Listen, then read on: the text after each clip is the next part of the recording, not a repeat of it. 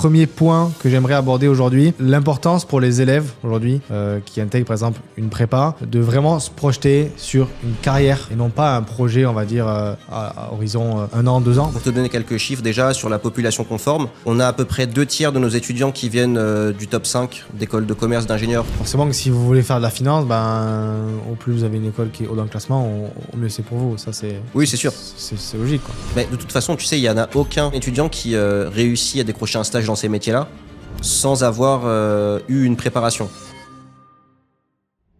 Bienvenue à toutes et à tous dans ce nouvel épisode du podcast Virage Prépa. Aujourd'hui, on a un invité assez spécial, Adrien. Du coup, Adrien, merci d'être venu aujourd'hui déjà. Bonjour. Pour cette interview.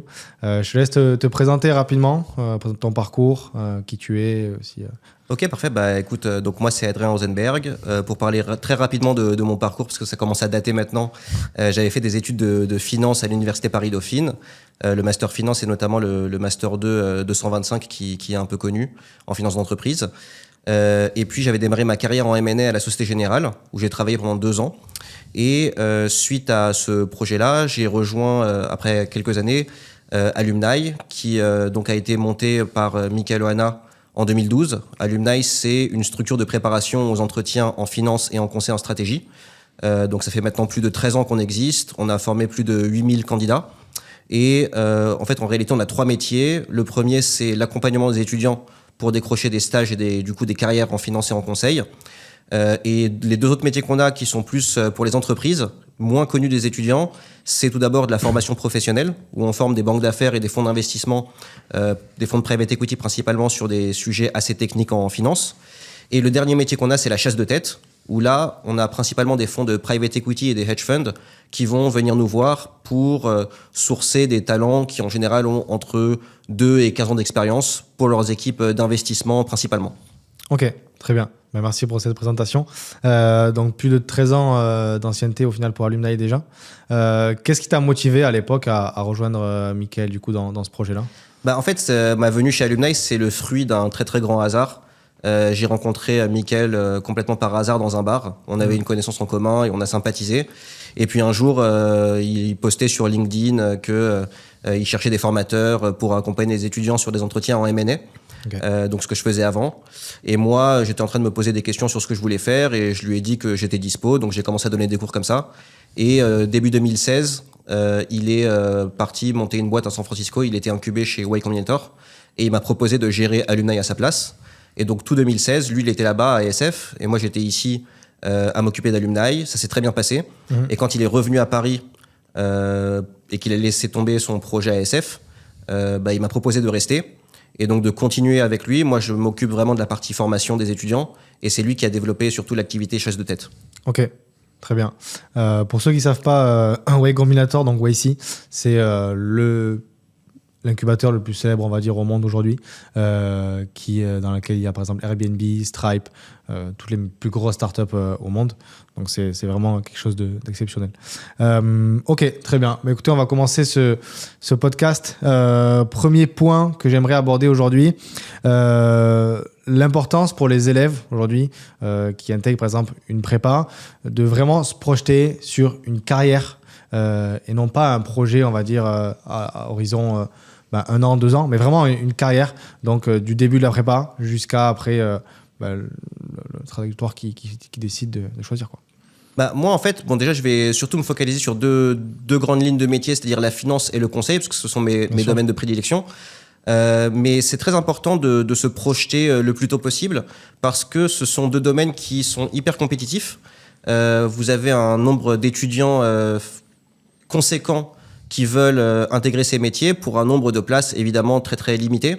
Ce qui fait qu'en fait, par effet c'est un mécanisme de concurrence cette concurrence crée en fait la course, celui qui aura le meilleur CV. Et donc du coup, les étudiants ont besoin de construire un CV pertinent durant leur scolarité. Et ça démarre dès l'année de césure, qui en général intervient à la fin du Master 1. Mais sauf que pour décrocher du coup une très bonne première partie de césure, il faut remonter quasiment 1 an en avance pour se préparer aux entretiens. Mais pour bien se préparer 1 an en avance, il faut déjà commencer à s'orienter. Et s'orienter, ça commence dès la L3, donc dès l'intégration de l'école. Et ça, les écoles de commerce, par exemple, ont très bien intégré ce sujet-là. Et c'est pour ça que lorsqu'elles recrutent elles-mêmes des étudiants lors des oraux, elles vont attendre des étudiants une forme de maturité sur le projet professionnel, même si les gens savent que quand on a 20 ans, on n'est pas forcément encore totalement mature sur son projet pro. On veut au moins quelqu'un qui raisonne de façon structurée et qui va avoir une approche à très très court terme, c'est-à-dire qu'est-ce que je veux faire durant ma scolarité, et à plus moyen terme, c'est-à-dire en sortie d'école, et après peut-être se projeter éventuellement à plus long terme sur comment je vois ma carrière à horizon 5-10 ans. Ok. Donc c'est ce qui explique pourquoi l'orientation est un élément clé dès, je dirais, la prépa et surtout en prévision des oraux des écoles de commerce. Ok, très bien. Étant donné que c'est forcément ton domaine, la finance, le conseil aujourd'hui avec Alumni, selon toi, qu'est-ce que les recruteurs attendent aujourd'hui d'un élève qui veut faire du M&A, du private equity? Ça, c'est assez marrant parce que souvent, les étudiants, ils ont un peu faux sur les attentes des recruteurs. En général, ils savent, en entretien pour du conseil ou de la finance, que ces entretiens ont une dimension technique très très forte. C'est-à-dire qu'en finance, on pose beaucoup de questions techniques et en conseil, ça va être par exemple ce qu'on appelle des case studies. Et donc, ils se focalisent à fond là-dessus. Mais la réalité, c'est que en fait, personne ne recrute un étudiant parce que c'est un génie en finance. Au départ, la réalité d'un métier, en stage ou même en tant que junior analyste, ça va être de faire des tâches assez basiques où ce qui va être challengé, c'est plutôt l'attitude, la personnalité, à quel point on est rigoureux, à quel point on est mature. Ou alors, si je prends l'exemple du conseil, c'est à quel point je peux être serein sur le fait d'envoyer ce junior chez le client. Qu'est-ce qu'il va pouvoir dire au client dans une situation un peu imprévue, etc. Donc, les éléments très, très valorisés par les recruteurs sont plutôt liés à ce qu'on appelle le fit. Et quand bien même la technique représente un aspect très important des entretiens, ce n'est qu'un élément qui, en réalité, est éliminatoire. C'est une manière de filtrer les candidats qui n'auront pas fait leur devoir par rapport à d'autres étudiants. Et il y en a beaucoup qui débarquent en entretien, ils savent absolument pas quoi répondre, ils sont complètement à l'ouest sur les attentes sur les questions techniques. Mais c'est pas ça qui va faire la décision. Et en fait, sur un process de recrutement, tu vas toujours avoir 2-3 tours d'entretien. Si tu as été bon techniquement, tu peux passer jusqu'au dernier tour. Mais au dernier tour, tu vas toujours rencontrer la boss de l'équipe qui, elle, ne te posera plus de questions techniques. Il reste toi et une autre personne sur l'entretien. Ouais, bien sûr. Et elle va juste choisir la personne qu'elle aime le plus, qui a l'air le plus motivé, qui a l'air le plus mature pour le job, qui a compris les enjeux. Donc c'est pour ça que, par exemple, un étudiant ingénieur d'une top école d'ingé qui n'a jamais eu de cours de finance et qui, grosso modo, n'a pas trop les bases, pourra tout à fait passer devant un étudiant d'école de commerce parce qu'il a surtout démontré qu'il peut apprendre vite, qu'il est très rigoureux et qu'il va être un très bon élément sur lequel on va pouvoir s'appuyer. Bien sûr. Ok. Bon, très bien. Merci pour tous les élèves qui sont intéressés du coup par le conseil et la finance. N'hésitez pas à appliquer ces conseils-là. Pour rappel, aujourd'hui, Virage Prépa, c'est la première prépa complémentaire française en ligne. On aide les étudiants également, donc nous, depuis la prépa, alors qu'Alumni, c'est après la prépa, donc en école de commerce ou même école d'ingénieur du coup. Le but pour nous, c'est concrètement de vous permettre de décrocher les meilleures écoles à partir d'un programme, donc avec des cours particuliers, avec des logiciels, avec des mentors, donc passer par les meilleures écoles, HEC, ESSEC, ESCP, même des écoles d'ingénieurs, Centrale Supélec, Polytechnique aussi, ou les Mines Paris. Et voilà, vraiment vous mettre dans un environnement qui vous tire vers le haut, vous permet de décrocher les meilleures écoles pour derrière pouvoir rebondir sur la meilleure carrière par rapport au choix que vous allez forcément effectuer pour votre avenir.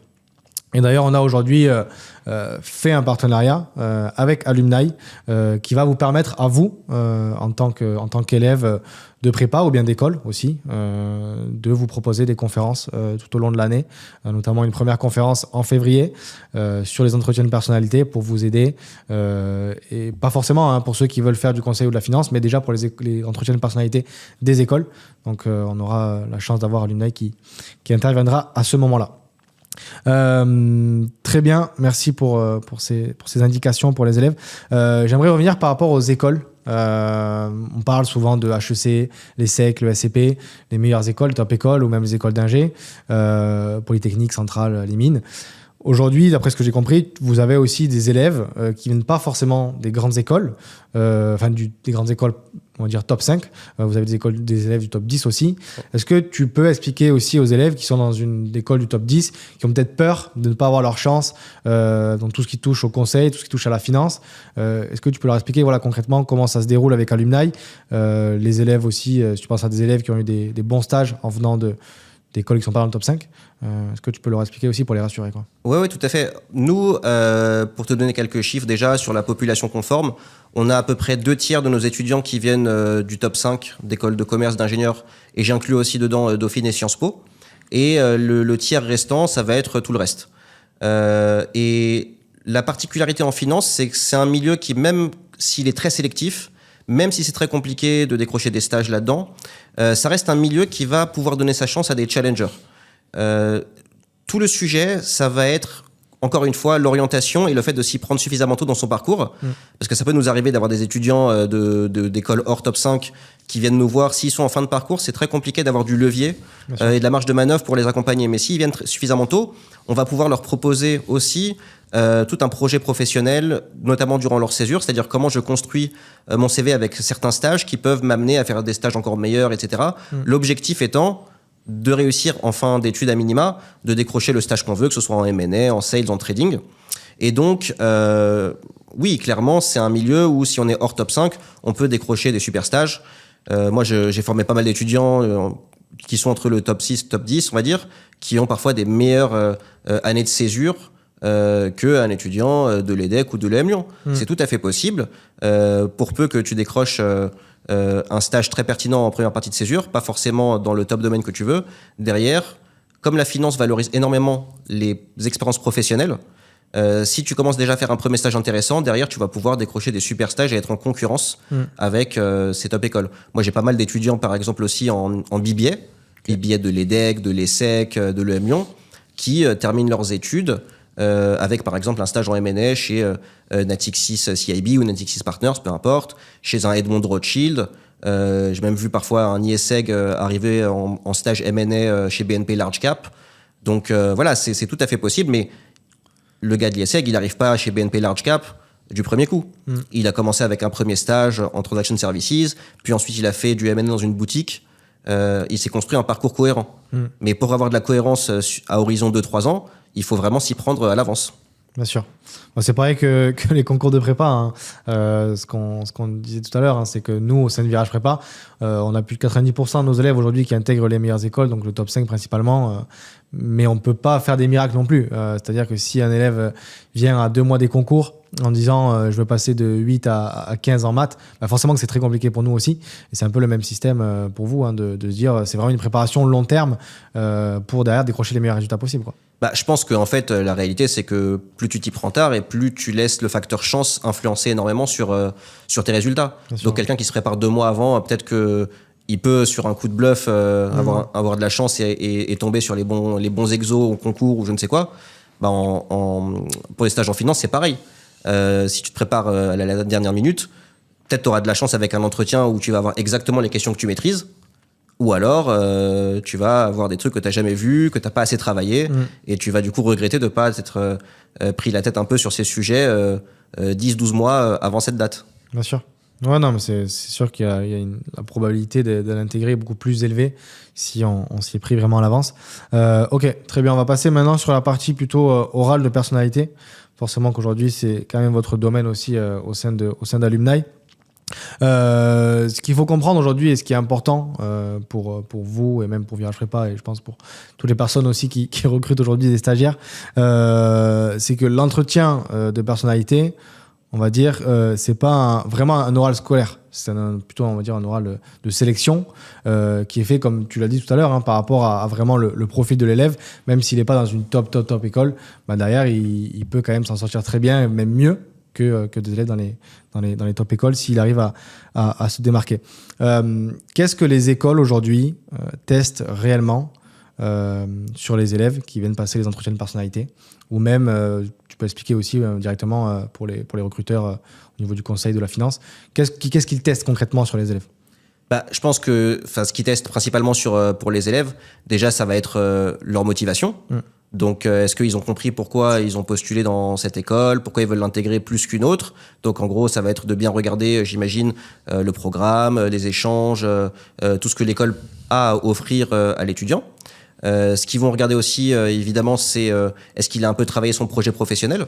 Donc, évidemment, il y a, je dirais, probablement un peu plus de tolérance quand on sort de prépa pour une école que quelqu'un, par exemple, qui intégrerait un master en dernière année en M2 dans une école, un bon master finance, ça aussi je connais très bien, où là on va demander même beaucoup plus de maturité sur le projet pro, mais même en sortie de prépa, il va falloir démontrer des choses, montrer qu'on a réfléchi, comme je le disais, à court, moyen, long terme. Et après, c'est aussi de savoir montrer un peu de personnalité dans le sens où on va vous demander des qualités, des compétences qu'on a pu développer par le passé. Donc, durant des expériences académiques, associatives, extrascolaires. Et l'idée, ça va être de voir à quel point les gens ont pris du recul sur ce qu'ils ont fait et comment ils ont pu extraire de ça des expériences, des qualités, des choses à revendre. Côté recruteur, c'est globalement la même chose, en fait. On va aussi aller comprendre ce qu'un étudiant a appris, ce qu'il sait faire, ce qu'il peut apporter à une équipe, avec une dimension quand même en plus qui est que quand tu vas travailler dans une boîte, tu vas être avec des collègues toute la journée, assis à côté d'eux, ce qui n'est pas le cas, par exemple, des gens que tu vas voir forcément aux oraux de ton école. Et donc, les recruteurs, eux, ils vont aussi se poser des questions du style, est-ce que je m'imagine être assis à côté de ce gars pendant 6 mois de stage, tous les jours, de 8h à 20h, voire parfois plus, enfin 9h, 20h. Et même, en fait, quelque part, et de façon inconsciente, la question qui se pose, c'est est-ce que je m'imagine aller boire une bière avec cette personne ? Et si la réponse est non, dans 90% des cas, tu n'auras pas l'offre de stage.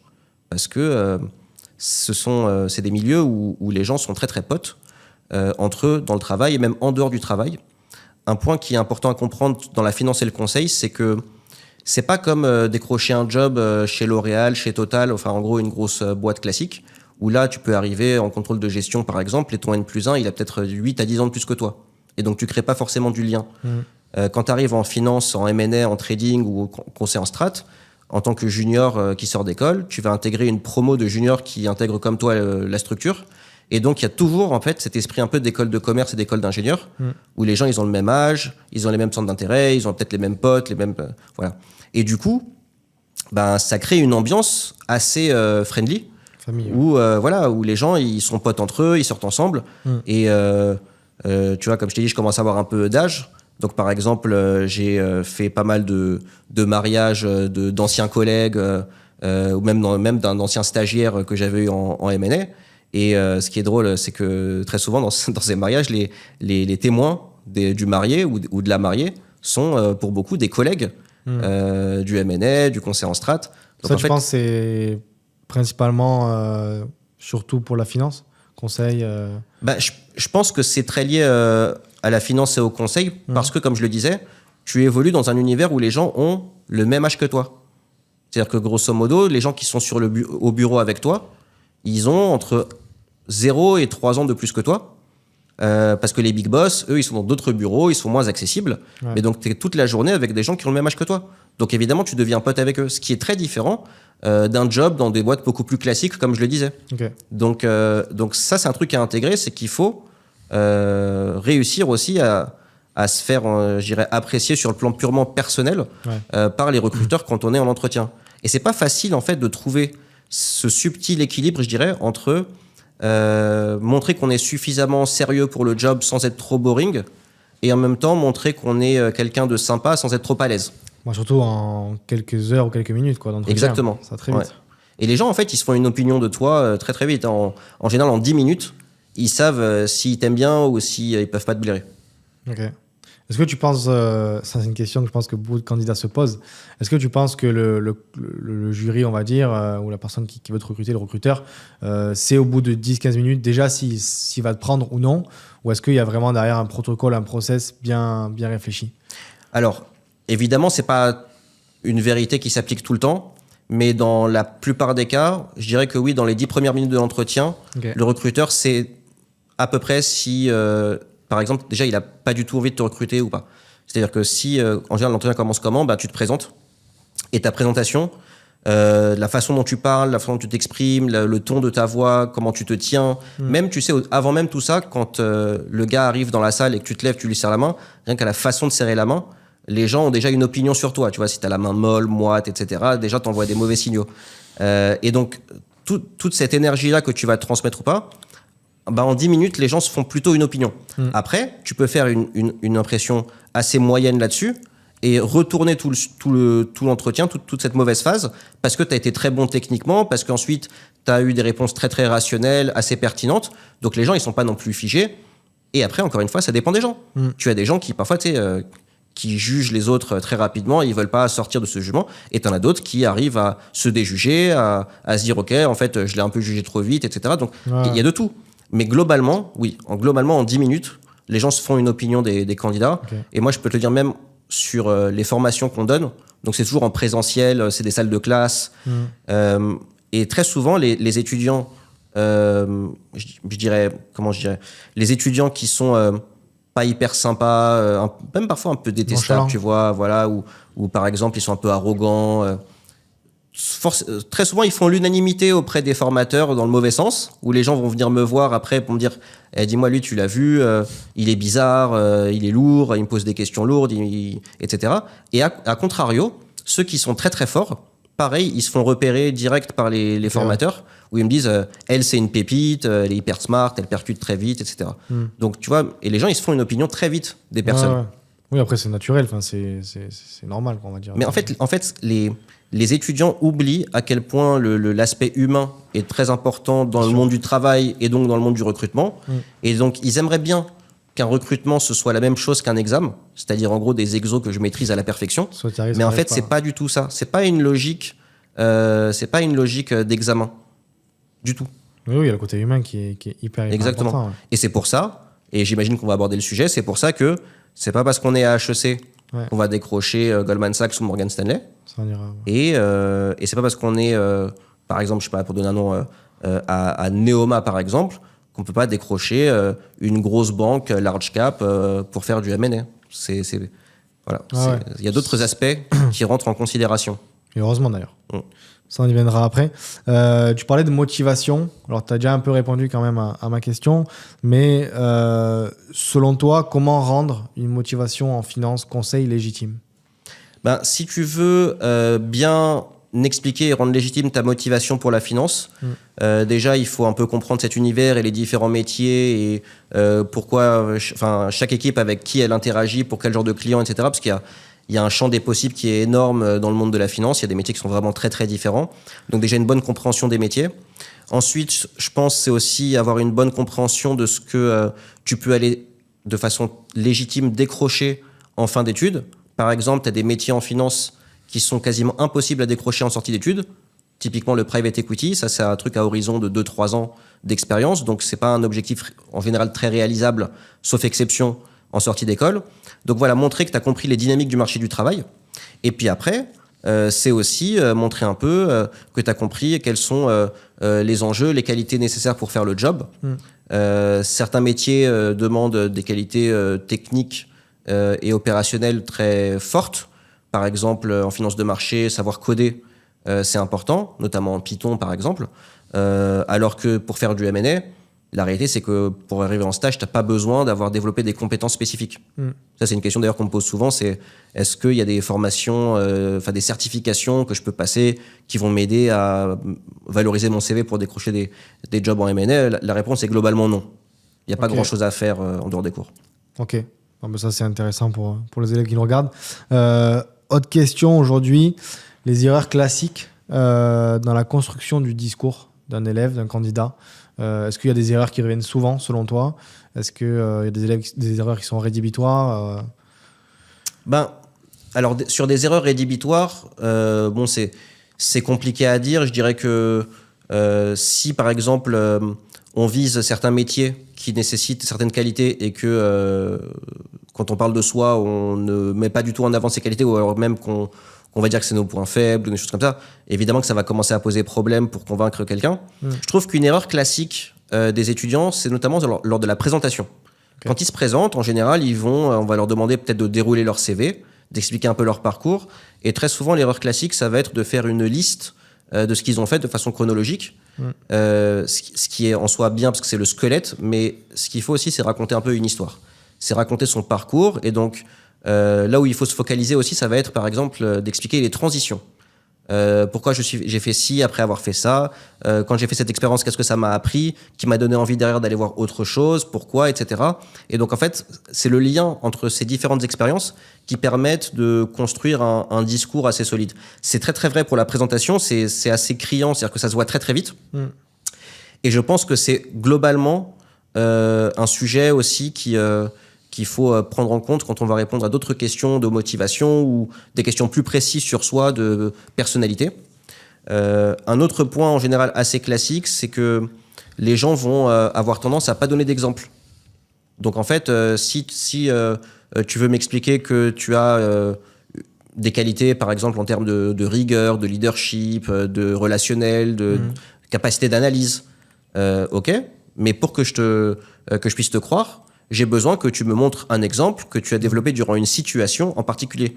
En fait, les exemples, ça te permet toujours de prouver ce que tu fais et de convaincre la personne sur le fait que c'est vrai. Bien sûr. Ok. Bon, ben merci. Tu parlais justement de raconter une histoire. Comment on fait aujourd'hui pour raconter une histoire sans vendre du rêve aussi? Je pense qu'il y a, comme tu disais, une différence entre celui qui raconte rien, qui lit juste son CV, et celui qui raconte l'histoire, mais peut-être en vendant trop de rêves. Est-ce qu'aujourd'hui les recruteurs apprécient ce genre d'histoire avec beaucoup de rêves, ou est-ce qu'ils émettent des doutes justement derrière? Comment réussir à jauger entre les deux? En général, si tu veux éviter le côté vendre du rêve ou en gros raconter n'importe quoi, je pense qu'il faut essayer de rester très factuel et rationnel dans tes explications. Et surtout éviter, je dirais, de répéter comme un perroquet ce que tu as tendance à écouter un peu sur Internet, ce que tu lis, ce que les gens vont te raconter, parce qu'il y a énormément de choses que tu peux trouver à droite à gauche en termes de contenu. Et donc, tu vois, par exemple, en finance, le truc assez classique, c'est des gens qui ont des petits mots-clés qu'ils n'arrêtent pas de répéter, du style fast-paced environment, en gros pour expliquer qu'ils veulent évoluer dans un environnement challengeant, etc. Ok, globalement, c'est vrai, mais si tu fais que répéter comme un perroquet, les gens en fait entendent ça toute la journée et c'est un peu saoulant.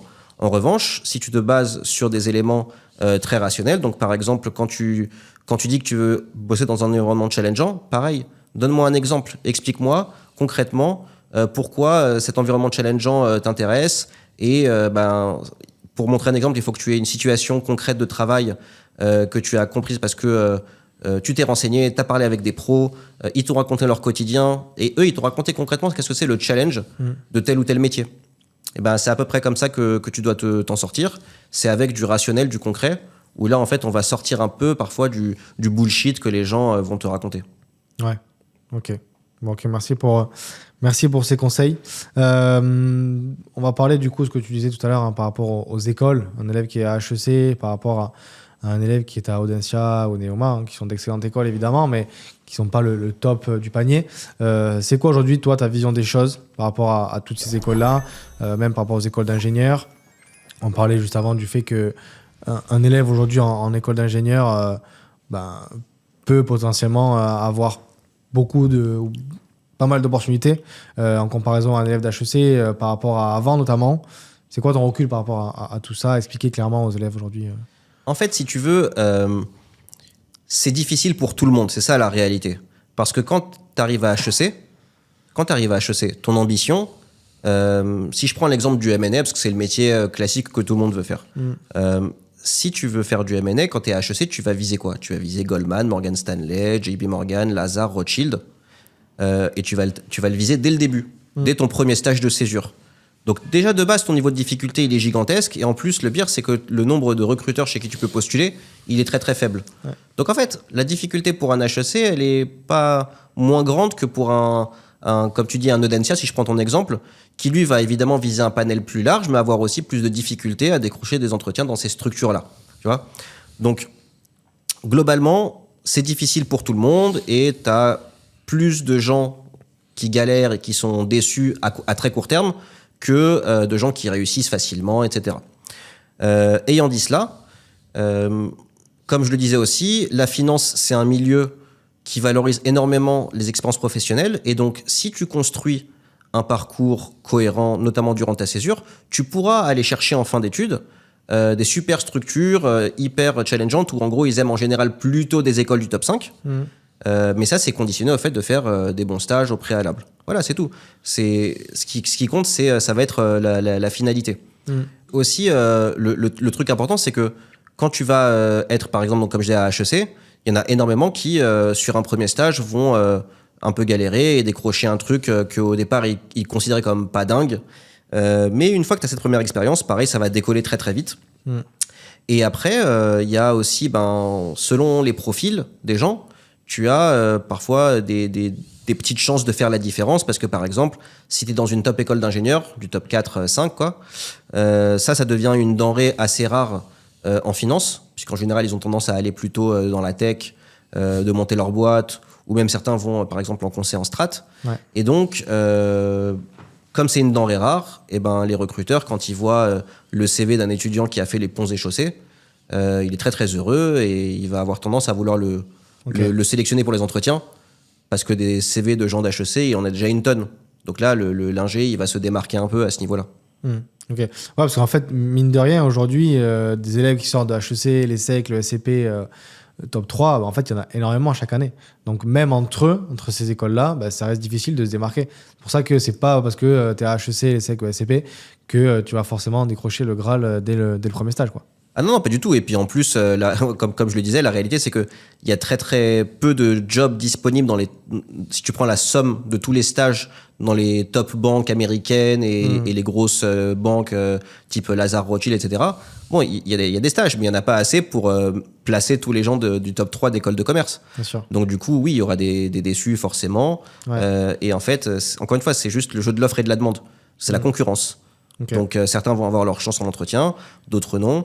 Et après, alors un point qui est important quand même, c'est que par rapport, si on revient sur les gens du top 10, donc hors top 5, si tu travailles bien ton année de césure, normalement, tu peux avoir ta chance dans un ou deux endroits hyper bien, où en fait, en gros, tu sautes une marche par rapport à un schéma un peu classique de construction de CV.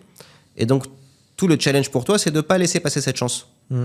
C'est de réussir à déboîter ton entretien qui arrive, et du coup de le réussir, d'avoir l'offre de stage. Et là, en fait, tu as sauté une ou deux étapes. C'est ça qui fait la diff. C'est là où il y a justement, je pense, un vrai intérêt aussi, mine de rien, à se faire aider à ce moment-là.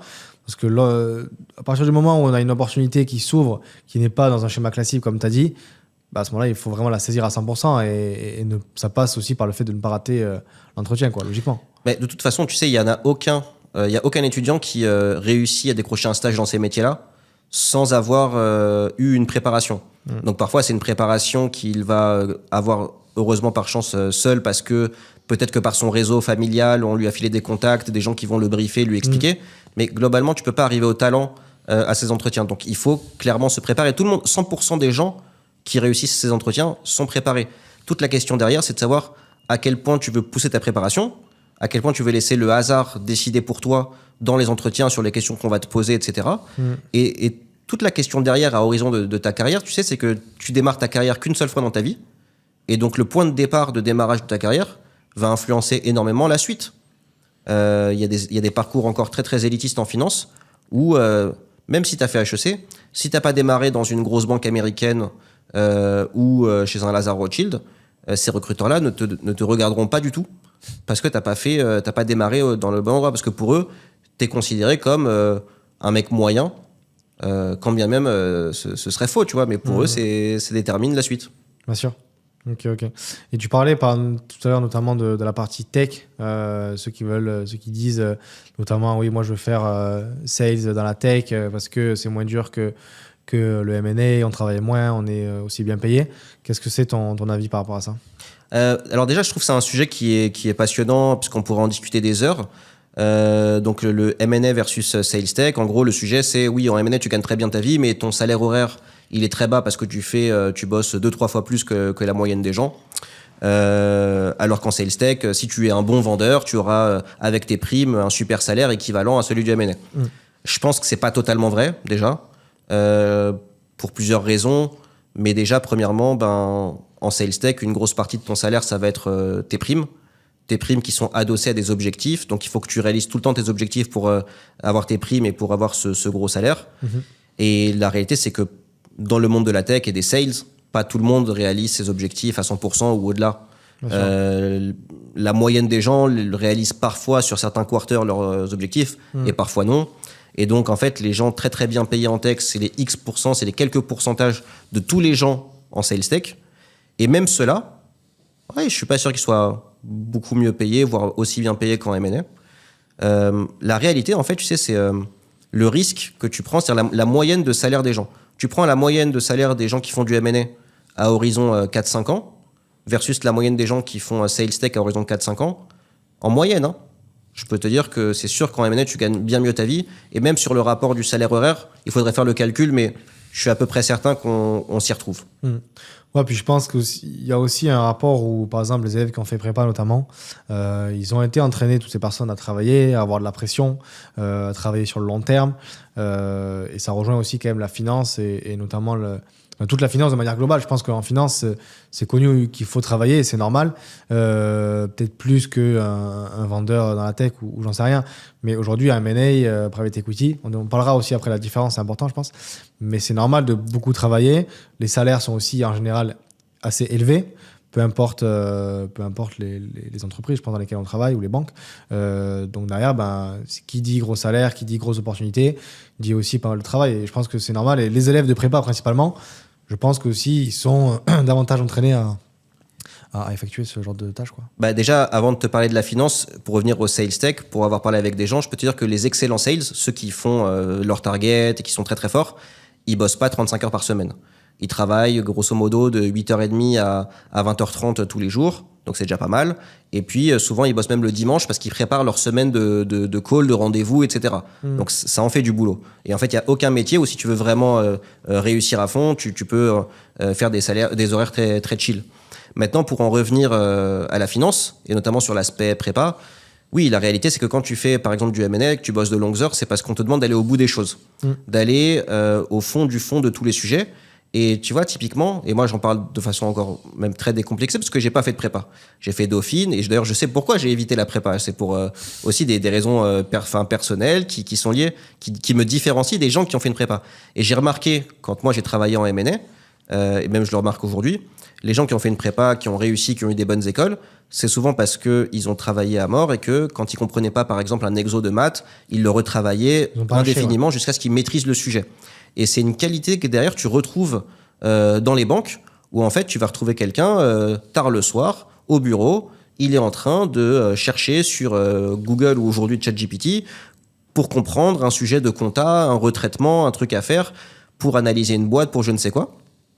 Et donc en fait c'est lié aussi à tes missions et à tes interlocuteurs. Quand tu fais de la finance ou du conseil en strat, ton interlocuteur c'est le CEO, c'est le CFO, c'est le directeur strat de l'entreprise, qui connaît sa boîte évidemment mieux que personne. Donc toi, ton boss, il faut qu'il arrive aussi expert que son client. Ouais. Et pour l'être, il va falloir bûcher de nombreuses heures sur le sujet, sur la boîte, sur le secteur d'activité. Et ça peut pas se faire en 35 heures par semaine. Et donc, c'est pour ça qu'on aime bien les profils prépa, c'est parce que souvent, ils vont au bout des choses. C'est des gros bosseurs, ils n'ont pas peur de mettre la quantité de travail nécessaire. Ouais. Ouais, bien sûr. On dit que la prépa, c'est un entraînement, pré-entraînement, on va dire, à tout ce qui touche à la finance. Parce que, comme tu l'as dit, ils travaillent beaucoup. Même quand ils n'y arrivent pas, qu'ils sont bloqués, ils cherchent des solutions. Et c'est un peu ce qui se passe aussi dans M&A, etc. Est-ce que c'est vrai de dire qu'en M&A, notamment, les personnes qui travaillent, les stagiaires, finissent des fois à minuit, 1h du matin ou pas ? Ah, c'est totalement vrai. Okay. C'est totalement vrai. C'est assez connu maintenant. Mais oui, dans la plupart des banques d'affaires en M&A, tu fais des très très grosses journées. C'est pas d'ailleurs juste forcément pour le plaisir de faire des horaires. C'est aussi lié parfois à la structure de ta journée de travail. Très souvent, en journée, tu es sur des calls avec les clients où ton boss il est en réunion, etc. Et c'est que vers 18-19 heures que tout ça s'arrête, que ton boss il revient de meeting, il te dit il faut préparer telle chose pour demain, après-demain, je sais pas quoi, en gros timing serré. Et donc parfois les seuls moments où tu peux vraiment avancer sur tes modèles Excel, sur tes slides PowerPoint ou je ne sais quoi, c'est le soir. Et donc c'est pour ça que tu bosses tard le soir en général. Ok. Et par rapport aux préparationnaires, du coup, parce qu'il y en a quand même beaucoup qui font des prépas, qui vont dans les top écoles, qui derrière font de la finance. C'est d'ailleurs une grosse partie de vos élèves aujourd'hui à Alumni. C'est quoi la répartition à peu près prépa, AST Je saurais pas trop te dire, mais c'est à minima du 50-50 ou peut-être plus de gens même qui sortent de la prépa. Ok. Et toi qui connais du coup bien aussi les process de recrutement, etc., c'est quoi ton recul par rapport notamment aux élèves qui ont QB donc pour ceux qui regardent cet épisode et qui ne savent pas ce que c'est, QB c'est quand on décide de faire une 3e année de prépa, donc on redouble sa 2e année pour passer une 2e fois les concours. Les concours sont passés au bout de 2 ans pour potentiellement viser une meilleure école que ce qu'ils ont eu en 2e année. C'est quoi ton recul par rapport à tout ça, par rapport aux recruteurs? Est-ce que c'est bien vu d'avoir QB pour les recruteurs? Est-ce que c'est pas bien vu? Est-ce qu'il faut prendre le risque justement de QB si on n'a pas l'école qu'on veut pour viser plus haut, si on veut faire de la finance derrière? C'est quoi ton recul par rapport à tout ça? Alors déjà pour commencer, je peux te dire que j'ai vu tous les cas de figure. J'ai même vu des gens qui ont, comment on dit, bicarré, c'est ça? Ouais, 4 ans. Qui ont fait 4 ans de prépa pour ensuite intégrer parfois même pas un top 5, ou alors par exemple les DEC, et qui s'en sont très très bien sortis ensuite en termes de stage et donc en CDI en sortie d'école. Donc il y a tous les cas de figure et c'est pas une fin en soi. Maintenant, ayant dit cela, quand tu veux recruter, quand tu veux travailler chez les recruteurs les plus sélectifs, évidemment en général ce sont des boîtes, des équipes composées principalement de gens qui ont fait les écoles du top 3-4, avec prépa en général principalement encore aujourd'hui, même si c'est pas tout le monde, mais c'est une bonne partie. Et du coup, eux, ils ont un peu cette culture de l'excellence, etc. Donc, pour ces gens-là, très souvent, le cube, ils vont plutôt l'accepter si tu as cubé pour aller décrocher le top 3. C'est vrai que si tu as cubé pour aller décrocher, par exemple, à la fin, le M Lyon ou les DEC, c'est un peu moins bien vu, mais c'est pas non plus rédhibitoire. Et après, encore une fois, ça dépend, parce que il y a des recruteurs, pour le coup, les plus élitistes, les plus sélectifs. Je pense notamment à certains fonds de private equity qui eux-mêmes recrutent en fait l'élite des gens qui font du M&A. Et ben chez eux, tu vas retrouver des gars qui vont te dire « Ah ouais, mais elle est HEC, oui, mais elle a QB. » Et là, c'est un peu dur. Donc, globalement, je dirais que QB, c'est pas une fin en soi. Et aussi, tu trouveras toujours quelqu'un qui va te reprocher de ne pas être parfait. Bien sûr. À moins d'avoir fait HEC ou Polytechnique. Donc voilà, faut pas trop se prendre la tête là-dessus. Maintenant, quand tu dois décider si tu as QB ou pas, je pense que déjà, faut voir déjà quelle école tu as eu ou pas. C'est vrai que je pense que les gens ils se posent beaucoup la question s'ils ont eu. À ce que vous voulez faire aussi. Ouais. Forcément que si vous voulez faire de la finance, au plus vous avez une école qui est haut dans le classement, au mieux c'est pour vous. Ça, c'est... Oui, c'est sûr. C'est logique, quoi. Mais en général, je pense que les gens se posent la question, par exemple, si ici on a des très bonnes prépas, qu'ils ont des ambitions du top 3, et puis par exemple, ils décrochent, j'imagine, les DEC ou le M Lyon. Je pense que là, la question se pose souvent de est-ce que je cube ou pas. Bon, ça, c'est une prise de risque, c'est à vous de voir. C'est une prise de risque, mais pour être tout à fait clair, que tu ailles sans cuber à l'EDEC, EM Lyon, ou que tu cubes pour aller à l'ESCP ou les SEC, par exemple, dans tous les cas, tu peux trouver ta place en finance. Bien sûr. Dans tous les cas. Ouais. Bon, ça montre que peu importe votre trajectoire aussi, vous avez votre chance d'intégrer un stage en finance ou peu importe. Ok, très bien. Est-ce que tu peux expliquer rapidement la différence entre le M&A, le private equity? D'après ce que j'ai compris, le private equity, c'est un peu le Graal, ou c'est ce qui se fait après le M&A. Est-ce que tu peux expliquer ça pour ceux qui nous regardent? Ouais, je vais expliquer la différence et je vais expliquer pourquoi le private equity c'est considéré comme le Graal. En fait, c'est tout simple, je vais faire très simple. Le M&A, c'est une activité de conseil. Donc, ce sont des banquiers d'affaires dont le métier est d'accompagner les entreprises sur le fait de racheter ou de vendre des entreprises. Donc, en gros, quand tu as un patron de PME qui veut vendre sa boîte, il va faire appel à une banque d'affaires, une banque M&A, pour piloter le processus de vente. Et donc, ça peut être beaucoup de sujets, mais par exemple, tout simplement de sourcer des acheteurs potentiels, donc des boîtes qui sont pertinentes pour racheter ta boîte. Okay, donc, le M&A, c'est vraiment une activité de conseil. Alors que le private equity, ce sont des fonds d'investissement dont le métier est de racheter des boîtes ou d'investir dans des boîtes, très souvent des boîtes non cotées en bourse, d'où le terme private. C'est donc un métier d'investissement. Okay. Et là où toi, tu mets de l'argent dans des entreprises. Donc, c'est une approche qui est complètement différente parce que quand tu conseilles, tu prends aucun risque. Quand tu investis, tu prends un risque. Et en général, le private equity, c'est un peu le Graal des gens qui font à la base du M&A pour, je dirais, 2 ou 3 raisons principales. La première, c'est que, à un moment donné, à force de conseiller des boîtes, etc., toi, tu fais de la finance, ce que tu aimes bien, c'est te dire j'ai des intuitions sur des business, sur des secteurs d'activité, donc j'ai envie d'investir, j'ai envie de faire de l'investissement. Numéro 2, c'est aussi parce que souvent en private equity, ce qu'on appelle le lifestyle, c'est-à-dire en gros ton rapport entre ton temps de travail, ta vie perso, etc. En gros, tu regagnes des points de vie, tu bosses beaucoup moins en général en private equity qu'en M&A. Et la troisième raison, je dirais, c'est à très long terme, souvent les gens qui bossent dans des fonds sont intéressés aux performances du fonds. Donc, même si ça a un peu évolué ces dernières années, mais grosso modo, si le fonds performe bien, tu peux devenir très très riche au bout d'une dizaine d'années. Donc, toutes ces raisons-là font que le private equity, c'est un peu la voie de sortie magnifique des gens qui font du M&A. C'est la voie privilégiée. Ouais. D'accord. Et vous, du coup, au sein d'Alumni, quand vous dites chasseur de tête, ça consiste en quoi concrètement? Parce que j'ai l'impression que ça rejoint cette passerelle non, entre M&A et private equity, ou c'est quoi concrètement? C'est totalement ça. Nous, on fait de la chasse de tête principalement en private equity. Donc, on a des fonds de private equity qui viennent nous voir et qui nous disent, voilà, on veut recruter une personne, par exemple, qui a 4 à 5 ans d'expérience en M&A. On aimerait que ce soit quelqu'un qui a un focus sur le secteur infra. Et puis, il va te donner d'autres critères. Par exemple, parfois, ça peut être des critères un peu exotiques du style, on voudrait idéalement que cette personne parle une 3e langue à part le français et l'anglais. Par exemple, ça peut être du portugais, de l'allemand ou je ne sais quoi. Ça nous est déjà arrivé sur certains fonds. Donc, ils te donnent des critères de gens qu'ils veulent recruter. Et toi, tu vas devoir trouver la perle rare. Donc, en gros, tu vas devoir trouver des candidats qui correspondent au brief et qui, par ailleurs, évidemment, sont assez forts pour aller se défendre en entretien et réussir à décrocher l'offre. Ce qui est, contrairement à ce que les gens pensent, très difficile. C'est-à-dire que je peux t'affirmer sans aucun problème que 90% des gens qui font du M&A sont pas assez bons pour aller faire du private equity. Okay. Et ça, les gens en M&A, ils en ont pas trop conscience. C'est des pros, ils bossent depuis pas mal d'années, depuis 2 à 10 ans. À partir de quel moment on peut se dire, OK, là, je suis prêt à partir en private equity? En fait, ça peut être depuis ta sortie d'école jusqu'à... ça peut même jamais arriver dans ta carrière. Okay. Parce qu'en fait, pour aller en private equity, comme c'est de l'investissement, contrairement aux conseils en M&A, il faut que tu aies des convictions fortes sur, par exemple, les business des entreprises, etc.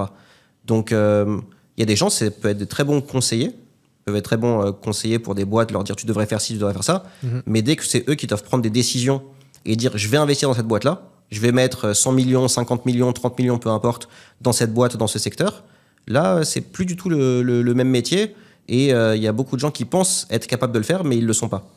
Et très souvent, ça se voit assez vite dans la façon qu'ils ont, par exemple, de parler de leurs expériences en M&A. D'ailleurs, c'est intéressant, ça me fait penser qu'on parle beaucoup là, des entretiens pour les oraux d'école, etc., pour les stages. Mais en fait, quand les gens qui bossent en M&A vont aller faire des entretiens pour du private equity, très souvent, il y en a beaucoup qui n'arrivent pas à faire la passerelle parce que même eux ne savent pas bien parler de leurs expériences pro. Donc, les deals sur lesquels ils ont bossé, ils n'ont aucun recul là-dessus, ils n'ont retenu aucun chiffre. Ils sont pas bons sur ça. Ouais. J'allais justement y venir sur les erreurs de parcours. Notamment par rapport au CV m'a expliqué, ça peut être par rapport à sous-estimer l'importance des stages aussi, parce qu'il y a plusieurs élèves aujourd'hui, d'après ce que j'ai compris, qui veulent faire des stages, mais ils savent pas vraiment où, ils savent pas vraiment pourquoi, et même si en général ils veulent faire de la finance par exemple, lors des recrutements, ils sont perdus, quoi. Et je pense que c'est important aussi de parler de ces erreurs-là, ces erreurs récurrentes, on en a déjà parlé un peu, mais les erreurs de parcours, la présentation du CV. Concrètement, si on veut éclaircir tout ça, au sein d'Alumni, par exemple, qu'est-ce que vous permettez à un élève qui intègre Alumni, qui ne sait pas vraiment comment se préparer au stage? C'est quoi la démarche aujourd'hui au sein d'Alumni? Déjà, en général, avant même qu'il vienne en formation, on va pas mal discuter de son projet pro et en gros lui donner en tout cas notre avis sur ce qu'il peut viser de façon sérieuse et réalisable pour les prochains mois en termes de stage. Donc ça, c'est un point important, c'est un point de départ, c'est qu'il faut que lui et nous, on soit d'accord sur le projet pro et la manière d'y arriver. Ensuite, un point qui est important aussi, c'est justement de bien choisir, par exemple, les stages qu'on va réaliser. Tu vois, par exemple, il y a un truc, c'est des discussions assez récurrentes qu'on a avec des étudiants, c'est qu'il y en a beaucoup, ils veulent faire de l'alternance, parce que ça leur permet de ne pas payer l'école, d'avoir un salaire tous les mois. Mais en même temps, ils veulent faire du M&A, et le problème, c'est qu'il n'y a pas d'alternance sans M&A. Il y en a genre une dizaine en France à tout casser. L'immense majorité, ça va être des stages. Donc, il faut déjà leur faire accepter de payer leur école eux-mêmes, peut-être via un crédit, et de trouver des stages. Et tu vois, genre, tous ces trucs-là, ce sont des sujets d'orientation. Si tu fais pas le bon choix dès le début, par exemple, si tu te lances sans réfléchir dans une alternance de 2 ans en audit chez EY ou dans un autre Big Four durant ton M1, M2, après, tu vas nous appeler, tu vas dire « Ouais, là, j'arrive en fin de M2, je fais 2 ans d'audit, je voudrais faire du M&A. » On va te dire « Mec, c'est chaud, en fait. Il va falloir... ok, tu as peut-être une chance, c'est qu'à la fin de ton alternance, tu fasses un stage. Ah, mais je suis pas conventionné par mon école. Ok, il y a des moyens de faire des stages, même si tu n'as pas la convention de l'école. On peut en discuter, mais pas tous les recruteurs acceptent. En gros, tu as plein de barrières. Et ce qui est sûr, c'est que tu peux pas postuler en CDI en M&A après ta diplomation si tu as fait 2 ans d'alternance en audit. Donc tu vois, il y a beaucoup d'erreurs classiques comme ça qu'il faut éviter. Et ça, voilà, encore une fois, je te dis, le problème, c'est que comme il y a beaucoup de choses à savoir, il faut s'y prendre tôt parce que ça prend énormément de temps de digérer toute l'information. C'est pour ça que nous, quand les gens... c'est pour ça notamment qu'on a fait ce partenariat qui va permettre de faire des conférences aux élèves de prépa notamment, aux élèves aussi venant d'ailleurs, les AST, etc., pour revenir sur les lives qu'on va faire dans lesquels tu vas expliquer tout ça justement. Parce qu'en soi, un élève qui est en prépa, qui pense déjà focus concours, qui derrière intègre une école, qui se dit je veux pas payer l'école, j'ai pas les moyens, etc., qui fait un crédit, forcément que lui il va penser directement à payer entre guillemets le plus facilement possible son école, et derrière faire un crédit ou alternance, c'est la voie royale, on va dire, pour lui. Mais au final, il peut pas forcément savoir ce que tu viens de dire, tu vois. Je pense que c'est hyper important d'expliquer tout ça, et c'est pour ça notamment qu'on a fait ça, quoi. Et encore une fois, c'est un peu ce que je disais sur un autre sujet, sur il y a ce qu'on entend à droite à gauche quand tu regardes Insta, TikTok, des vidéos, des trucs où par exemple, tu vois, le truc classique, c'est de te dire l'alternance, c'est génial, t'acquiers de l'expérience. Ça, c'est un discours que beaucoup d'étudiants ont dans leur crâne, mais qui en tout cas ne s'applique pas au milieu de la finance et du conseil. En tout cas, sur les métiers demandés comme le M&A, sales, trading, etc. Donc, il faut comprendre la réalité de ce secteur, tout simplement. Et ce qui est vrai pour, peut-être, j'en sais rien, j'y connais rien, mais ce qui est vrai peut-être pour bosser en ressources humaines ou en marketing n'est pas vrai pour la finance. Et donc, il faut comprendre les spécificités, les codes dans ce milieu. Ok. Très bien. Donc, je répète, mais c'est pour ça que du coup, on va faire des conférences avec Alumni, donc 3 conférences, notamment la première en février, donc vous pourrez vous inscrire. On vous partagera plus tard les liens de candidature à la conférence, etc. Tout ça, évidemment, sera gratuit, mais le but, c'est de vous partager ce genre d'informations précieuses si vous souhaitez faire de la finance, si vous souhaitez faire du conseil. Je pense que ça va intéresser aussi même d'autres domaines. Ça va être ce même système-là dans plusieurs domaines aussi. Au moins, ça sera l'occasion de pouvoir poser vos questions aussi à Adrien ou bien les intervenants qui présenteront les conférences. Ok. Et du coup, aujourd'hui, pour un élève, par exemple, qui est intéressé par la finance, par le conseil, quels sont les avantages aujourd'hui de rejoindre Alumni ? Ok. Déjà, alors, en préambule, si tu es intéressé par la finance, par exemple, un petit conseil, c'est tu peux aller sur notre site, alumni.fr. Sur la page d'accueil, il y a un formulaire pour télécharger ce qu'on appelle le guide de la finance Alumni. C'est un PDF qui fait une 50aine de pages et qui décrit en profondeur tous les métiers en finance. Et chaque métier a été rédigé par un pro du métier. Donc, ça te permet déjà de comprendre ce qu'on fait dans tel ou tel métier, les qualités nécessaires, etc. C'est un bon premier bouquin pour l'orientation.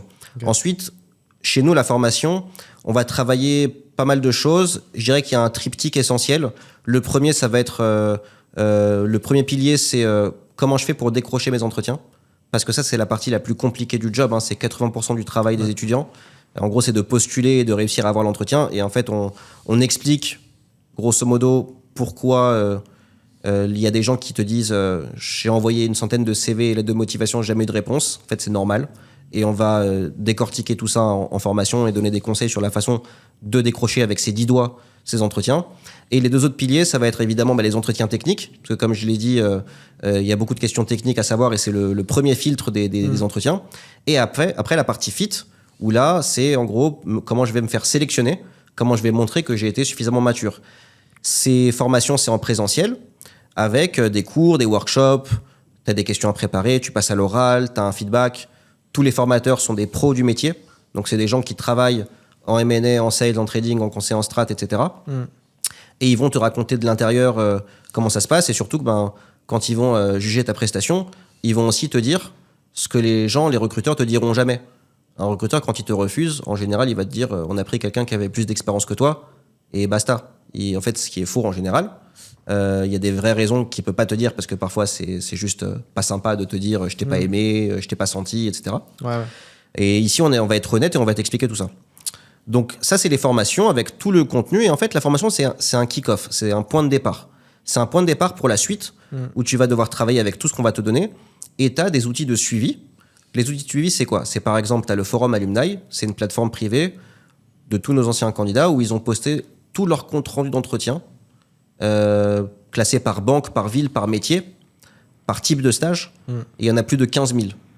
Et donc ça, c'est évidemment une ressource énorme, parce que tu arrives, tu as entretien quelque part, tu vas sur le forum, tu as forcément des comptes rendus, tu sais exactement les questions qui vont tomber. Tu as aussi des outils vidéo pour travailler des sujets en plus par la suite. Et par ailleurs, tu as évidemment, c'est un des points essentiels, c'est le réseau. Le réseau, c'est quoi? C'est tous les gens qu'on a formés, on va pouvoir les solliciter pour aider les candidats actuels. Ça ne veut pas dire que tu fais la formation, tout de suite, je te donne plein de numéros de téléphone que tu peux appeler. C'est pas comme ça que ça fonctionne. En revanche, tu vas avoir un entretien quelque part. Tu ping Alumni, tu leur dis voilà, j'ai entretien dans tel endroit, tel jour, à telle heure. Et Alumni va, dans 90% des cas, si c'est pas trop short niveau timing, te filer un contact de quelqu'un qui bosse là-bas ou qui a bossé là-bas et qui va te briefer aussi bien sur les entretiens que juste, tu vois, comment briller, quoi, pour sur dire attentes, ouais. Pourquoi j'ai postulé chez vous, j'ai bien compris comment fonctionne le stage chez vous, etc. Des informations que tu ne trouveras pas ailleurs. Ça, faut bien s'imaginer que pour le coup, c'est une mine d'or d'avoir accès à des informations comme ça, surtout dans des milieux où le recrutement est difficile.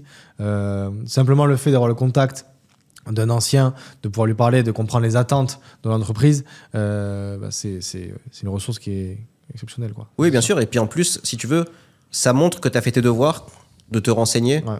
Et donc, c'est un avantage qui est énorme. Et par ailleurs aussi, dans cet aspect réseau, on a des formateurs, des anciens formés qui nous envoient parfois des offres de stage en direct, avant que ce soit posté en ligne sur les sites. Ils me disent, voilà, est-ce que tu peux partager l'offre? On cherche quelqu'un, c'est un peu urgent, etc. Et ça, du coup, on les balance soit sur le groupe WhatsApp privé, soit sur le forum Alumni. Donc voilà, c'est plein de contenus qu'on te donne en formation, et par la suite, c'est du suivi, du réseau. Moi, par exemple, je passe beaucoup de mon temps de travail, c'est de parler avec des gens qu'on a formés. Parfois, il y a même 2 ans, 3 ans, qui arrivent en fin de parcours, qui ont fait des super stages, mais qui, en fait, ont des questions pour moi sur, j'ai 3 offres de stage maintenant, je ne sais pas laquelle choisir, je veux faire tel métier dans 5-6 ans, etc. Donc, en fait, on continue à se parler. J'ai même, il y a 2 mois, parlé avec un mec que j'ai formé il y a 7-8 ans, qui était chez Goldman en M&A à Londres, et qui me dit, qui m'appelle parce qu'il a une offre de job en private equity dans un fonds, et il voulait mon avis sur le fonds, et il voulait savoir parce qu'à terme il veut revenir à Paris, etc. Enfin, c'est des gens qui continuent 5-6 ans après, même plus, à nous poser des questions sur leur carrière. Ah, mais ce que tu disais, c'est que c'est un réseau qui se perd jamais, quoi. Ouais, exactement. Sur le long terme, vraiment. Exactement. Et c'est un peu ce que j'aime aussi dans ce métier, hein, c'est que tu gardes contact avec des gens qui sont globalement bien éduqués, sympas, intelligents. Et après, de même manière que toi, tu as aidé quelqu'un pour ses entretiens, quand lui, il a plein de stages, tu vas le contacter, il va aider les autres. Ouais, bien sûr. Et d'ailleurs, vous faites aussi des conférences dans les plus grandes écoles, non, il me semble? Ah oui, ça fait partie aussi de mon travail chaque année. Je vais faire des conférences dans toutes les écoles de commerce, d'ingénieurs. Donc, je fais un peu ma tournée toute l'année en France. La conférence, en général, c'est un morceau de la formation qui dure à peu près 1 heure et qui explique, je dirais, les bases des bases sur les process de recrutement. Ok. Donc ça, tu vas à l'ESSEC Ouais. Okay. ESSEC, ESCP, toutes les écoles, EDEC. Là, je vais à l'EDEC en janvier. Voilà, c'est toutes les écoles. Okay. On y va pour faire des conférences. Ok. Ça marche. En tout cas, si vous êtes intéressé du coup par Alumni, on vous mettra le lien de leur site internet juste en dessous en description. Pour ceux qui sont intéressés également et qui sont en prépa, parce que je sais qu'il faut être beaucoup en prépa à nous regarder, ou même au lycée, hein, si vous êtes intéressé et que vous souhaitez progresser en prépa pour décrocher derrière les meilleures écoles, et potentiellement aussi par la suite les meilleurs stages. On vous mettra le lien aussi de Virage Prépa pour candidater juste en dessous. Donc pour rappel, vous avez accès à des cours particuliers, à des logiciels, à un mentor d'HEC, Polytechnique, Centrale qui vous accompagne sur l'organisation, les méthodes, des challenges en mathématiques aussi avec des exercices, des corrigés, des sessions en live le week-end également en mathématiques notamment. Donc un professeur fait un sujet qu'on vous envoie une semaine à l'avance, vous venez en live, il corrige et vous posez vos questions. Donc voilà, si vous souhaitez en savoir plus, on mettra le lien juste en dessous de Alumni et donc de Virage Prépa également. Écoute, merci Adrien pour cette intervention. Merci à toi. Sur le podcast Virage Prépa. On vous tiendra au courant pour les prochaines conférences donc avec Adrien et avec Alumni pour que vous puissiez répondre, poser toutes vos questions et Adrien répondre aux questions. Merci Adrien et à la prochaine. À la prochaine.